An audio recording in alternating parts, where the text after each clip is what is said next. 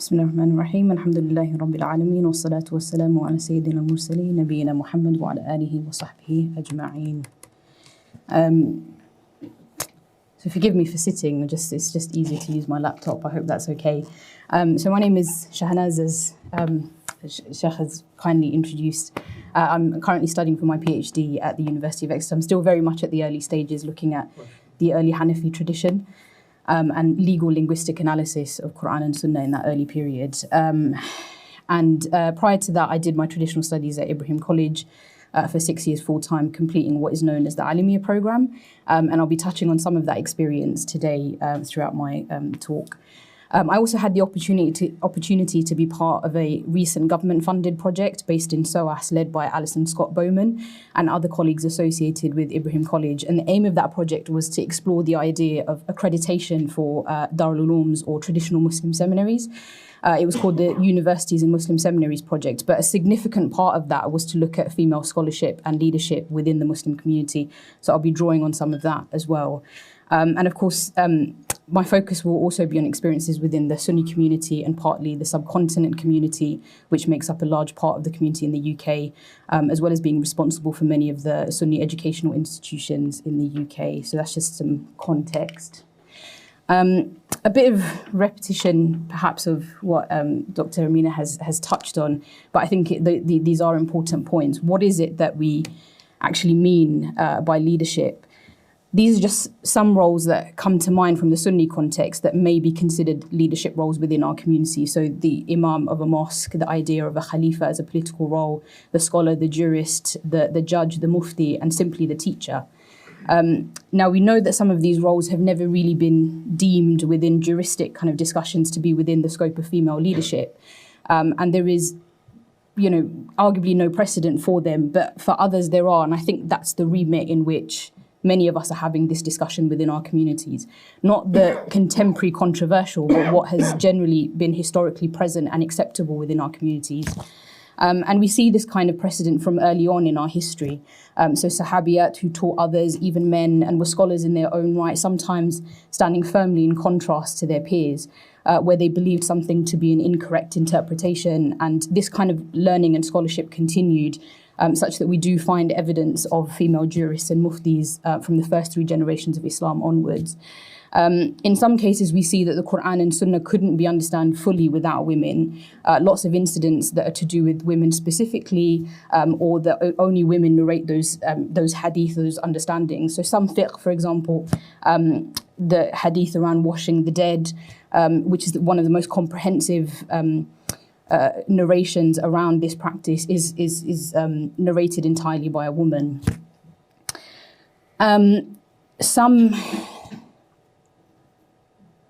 Often what we find is that it is knowledge and piety that stand at the heart of authority. And of course, these have always been available for women, and they have taken on those kinds of mantles throughout history. So some aspects have, however, proven to be more controversial than others, such as, for example, judgeship within kind of juristic discussions. There is a significant amount of literature on female judgeship and whether it's permitted or not due to its binding nature, its kind of public, outward-facing kind of nature. And there has been disagreement on that even within Sunni juristic writing. So the Hanafi legal school has been seen to be the most open in that regard, allowing judgeship in all areas except for hudud and qisas, while other schools have allowed a lot less. And early writings, interestingly, don't appear to very explicitly say why, but later jurists have used quite dubious evidences and reasoning, citing hadith like that seemingly point to the deficiencies of a woman's intellect and the discouragement against female political rule and so on. But interestingly, early figures like Tabari, for example, appear to have allowed it in all aspects. So there's some interesting discussions around that. Female leadership roles also seem to be less visible throughout history, and something which was touched on in the last presentation as well. And some have postulated that this is because they often taught, they were teachers, and they taught orally in homes and mosques and in formal contexts rather than through written works. Nevertheless, we do still have examples, and other than a couple of key roles of leadership which are difficult for women for practical reasons, we don't necessarily see further restrictions on the roles they are able to play within society. Though, of course, there have been attempts, like as I've mentioned.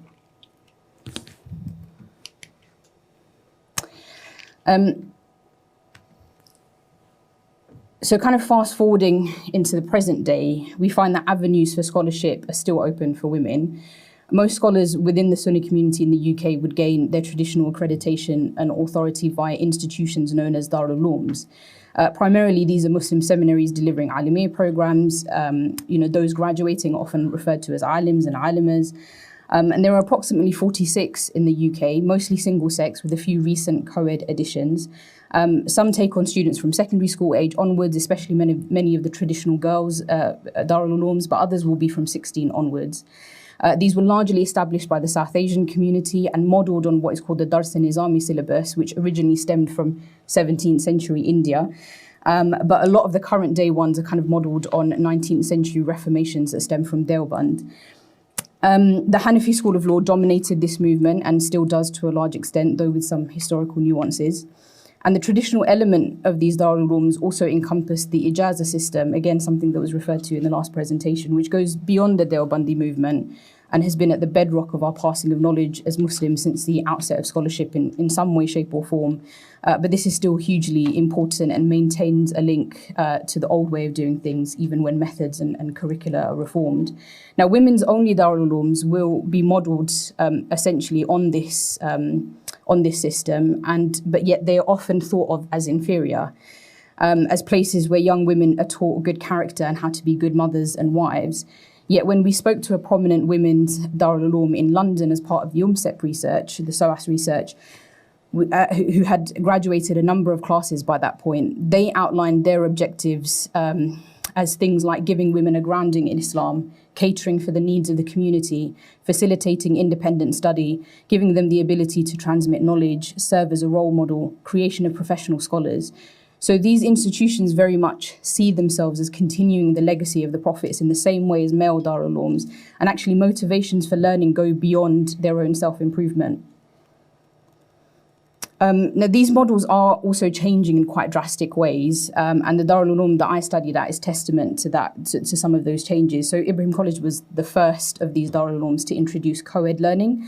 So men and women studied side by side, but of course with a barrier of some kind in between, but essentially being taught the same lesson by the same teacher.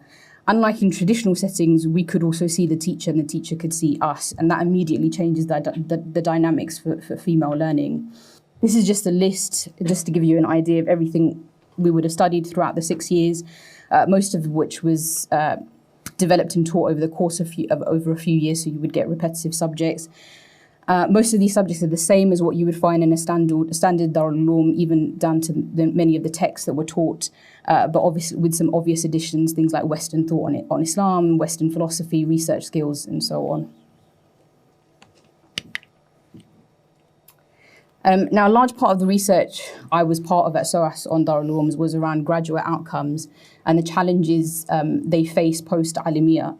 And a lot of what we found applies across the board for male and female graduates, but there were distinct challenges for women. And I've also drawn on other research for this list. And often women feel these challenges more acutely. So part of this comes from a survey we did with 221 Darul Uloom graduates across the UK, 35% of which were women. And I believe this is the largest survey in the field, and prior ones often just focused on men. The key challenges that came through in the survey include the fact that seminary training on the whole does not include an understanding of secular society, which would benefit both their communities and wider society. Graduates, especially young women, often find the lack of accreditation limiting, affecting their ability to serve wider sections of their community, their ability to engage in wider professional and social spaces, and their active participation in wider society. Employment is generally limited to the service sector and informal teaching in the Islamic sector. And for those who want to continue studying, they again have to take on the financial burden of going through an undergrad degree because they can't access postgraduate education, although some of that is changing through places like SOAS and Warwick. Other challenges which I argue are felt in quite distinct ways by women is this idea of real education. So all graduates of Darul Ulooms have to contend with the assumptions that are made about them, the education they've received and the choices they have made. But female graduates in particular are subjected to it from their male counterparts, as well as wider sections of the community and also from women themselves. So traditional learning in all female institutions, as I mentioned before, is seen as inferior. and it's not really about training her to be a scholar. And if you're from a newer institute like mine, you're treated with even more suspicion. And so female graduates face this additional hurdle of constantly having to prove their qualifications, and it often takes a lot more to prove it than their male counterparts. The lack of infrastructure within the Muslim scholarly context also affects women more acutely. They, of course, can't access traditional roles within mosques, for example, but often these organisations, wider organisations, are set up by the same people that run the male Darul Ulooms, and therefore act as gatekeepers that favour male graduates for any sort of role in their organisations. And we don't have, as mentioned earlier, the kind of infrastructure that we see in the Christian community, for example. And so it's difficult for men to establish authority as well. But of course, you can see the added kind of layer for women in that context. And there's even less space for them, and they're often having to carve out their own space, search for allies, and provide services in more informal contexts. Again, working much harder than their male counterparts just to provide basic services. Communities will also often hold up women to higher standards of piety, which they also have to, again, meet to even engage with the community. And often this will be reflected in attitudes around dress, for example. So wearing a niqab or a traditional abaya can be seen as more acceptable of a scholar than alternative dress. Yet many male scholars are dressed in customary Western clothing, but are given huge platforms, and actually their authority isn't diminished in any way. Whereas for women, it can be hard to even go beyond that point, let alone stand on her own knowledge. They also remain the minority in the context where they are able to take on scholarly and leadership roles and find themselves at the end of criticism more easily than men. And essentially what this culminates in is less community recognition of the work that female graduates have put in, and the services they could provide if they were given a chance, and a general lack of acceptance, which then feeds into this idea of a lack of female scholarly leadership. So I'm saying that an environment of acceptance is a massive challenge for female scholarship. And as a community, we need to find ways to create acceptance for our often very young female graduates without forcing them into certain boxes, diminishing their learning and expertise, and devaluing the path that they've chosen to take, because they're still an important source of guidance for the community and their nurture. And these are just a few quotes from some of the research that I've drawn on for this. So in this first one, there are structural or systematic barriers within the Muslim community that mean it doesn't matter how qualified you are or how competent you are, you simply will not be treated in the same way that a man is treated. After studying in the seminary for 8 years, graduates are adequately prepared to answer questions and offer guidance, but most lack the confidence as their knowledge is not recognised as authoritative. How can a woman be a leader if other women are constantly doubting her? And this one is particularly in the South Asian, regardless of how many degrees you've got, regardless of how many years of experience you've got, the South Asian community will not take a woman's word for it. So that's just a few things to reflect on. But some may still ask, do we need female scholars if we have male scholars that don't face as many challenges in the community? And the short answer is yes. As I've mentioned, female scholars are centres of guidance and of nurture for the community. And there is a need for female scholars if we want to change certain realities for women in general, because there's a level of understanding or seriousness that women will have about women's concerns and their lived experiences that most men will not.